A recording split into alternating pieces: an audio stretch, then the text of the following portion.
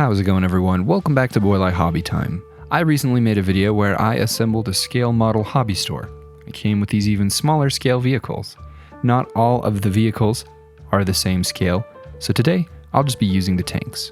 In that video, a couple weeks ago, I asked how I should use all these tiny vehicles. Let me know if you have any suggestions in the comments for how I should use these. And the most common request by far was Kaiju, which are giant monsters, in case you're not familiar. So Kaiju it is. I was looking for an actual Kaiju, like Godzilla, but I couldn't find one. What I did find was this 2-in-1 Pokémon box which included a Dracafu and a Dracolos, and they were the perfect size. I couldn't figure out how to find the scale of the tanks, because they were pretty tiny, so I took a wild guess. I came up with 1 to 850, meaning these Pokémon were roughly the same size Godzilla would be at this scale, and I liked the idea of crossing a Pokémon battle with a classic Kaiju battle. After breaking the Dragonite off its sprue, I snapped her together in no time. This is a Bandai kit, after all, and they are very easy and fun to assemble. Most of the kits I assemble are Star Wars or other wars related, so it's always a joyful and refreshing experience to assemble something that looks so happy. After our little yellow friend, I began working on Charizard.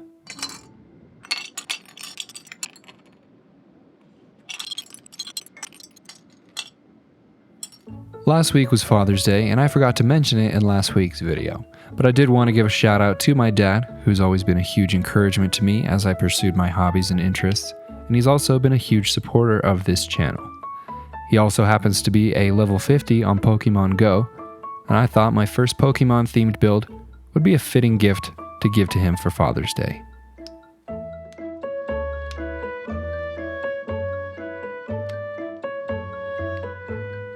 Once I had snapped Charizard together, both of the Pokemon were done, and it was time to move over to the base.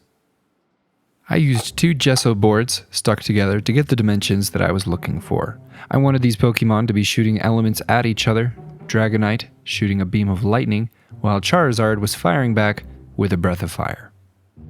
I cut a scrap piece of MDF to combine the 2 boards, and I began building the city, starting with the foundations of the buildings and a path for a highway and a median that ran down the center.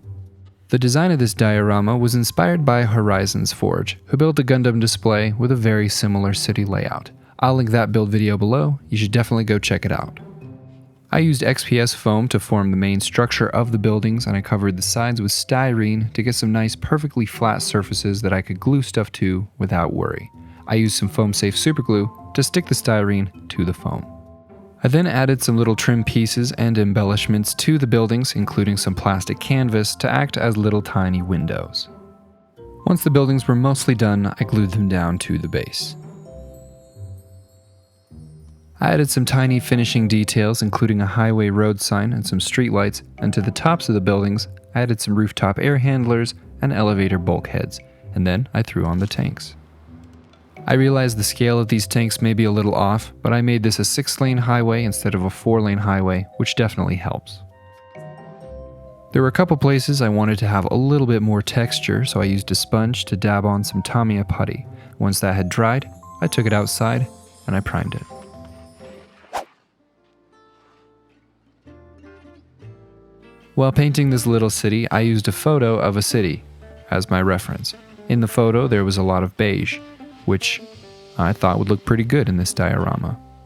I'm not sure what city this is supposed to be, but based on the direction of the road sign, they drive on the right side of the road, and the city is large enough to have a 6-lane highway running through it.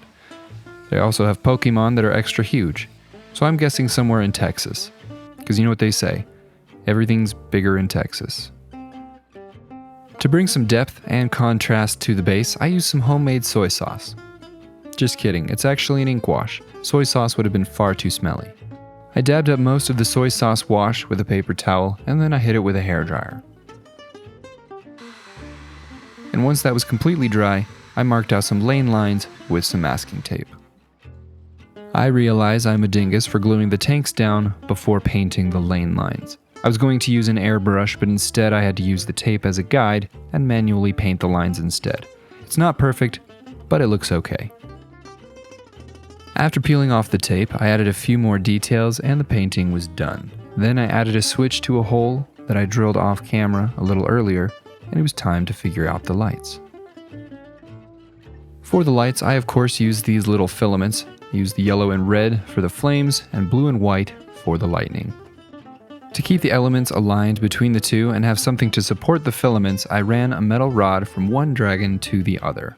I drilled a mounting hole in the back of each of their mouths, and it was at this point that I realized I could have pivoted because I was creating something that was kind of similar to that moment in Lady and the Tramp. Yeah, they should probably just fight. All 4 of the filaments are going to be connected to the center of the rod in a big tangle and twist back toward the mouth of each Pokémon. The metal rod is also going to act as the conduit to get power to the positive end of the filaments as well. I loosely braided the filaments in their pairs back to the other end of the rod, soldering them together, making sure not to create any contact with the rod itself. I then tested the circuit, make sure it was working, before moving on. I needed to get power through the dragons and into the base, so I threw on some safety glasses and I broke out my stylo Ren. I will let nothing stand in our way. Once a path had been gouged through the plastic, I pulled the wires through that path. Then I marked out and drilled some holes on the base where the wires would pass through the feet of the Pokémon into the base. I repeated this process with Charizard as well. Like I mentioned earlier, I don't do Pokemon themed content very often. This is actually the first one. So if you want more Pokemon crafting content, you should head over and subscribe to Lion's Brush or North of the Border, if you haven't already. Both of their work is top notch. After finishing up the wiring and getting it connected to the batteries, it was time to add the final details of this diorama. On the Charizard's side, I wrapped some fiberfill cotton around the filaments to give them a flame-like appearance. As I'm editing this, I realize now that I forgot to light up Charizard's tail and make it look like fire, which is a bummer because I did want to do that. I'll have to go back and do that later off camera. The last thing to do was to paint the sides of the diorama black, and after that, I called it good.